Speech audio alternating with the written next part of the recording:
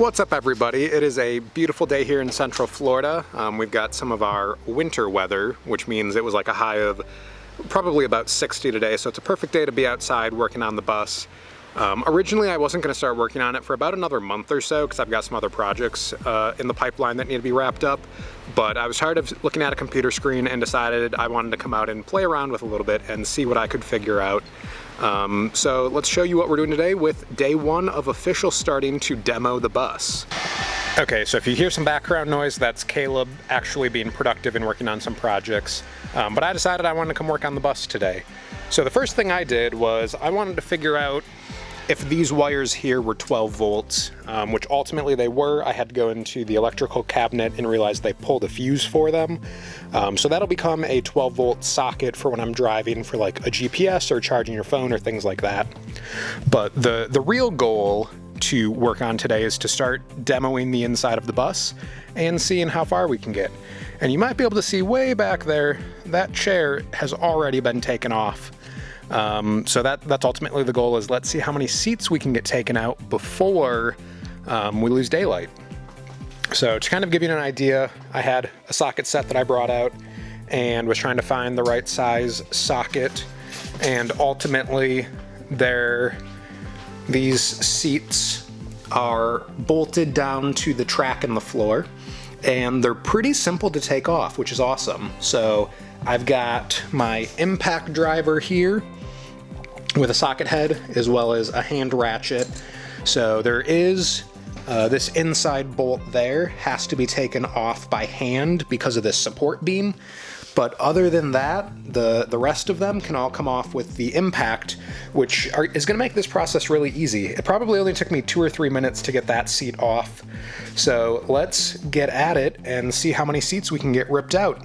So to take 4 out of the 6 bolts out of all of these seats only took me a couple of minutes with my impact driver and a socket attached. Unfortunately, there's 2 bolts in each that I can't get with the impact, so I'm gonna have to go back with a hand ratchet and take those out one by one. So let's see if I can get those done just as fast by hand as I was able to do with the electric impact. Today's goal is to finish ripping out all of the seats in this bus so we can start looking at the floor and seeing how to get that out.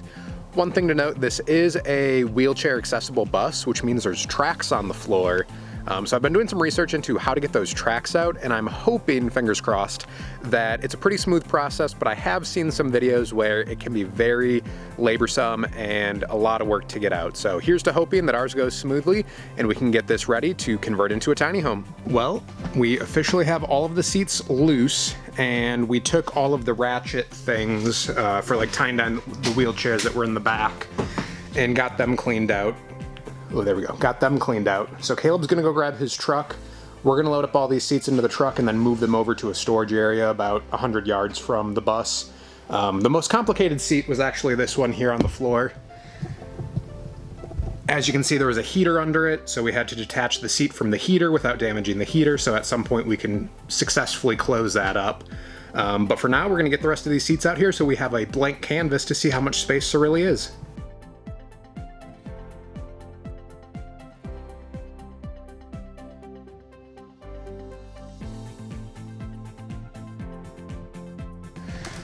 Well, we were able to rip out all the seats, as you can see, so that's the first big step that we were able to accomplish. And by we, I mean myself and my friend Caleb. We don't know if he's been introduced yet or not, but you want to introduce yourself, Caleb? Hello, I'm Caleb. So Caleb has been gracious enough to offer to help me out as well as let me park the bus at his place while we do the conversion.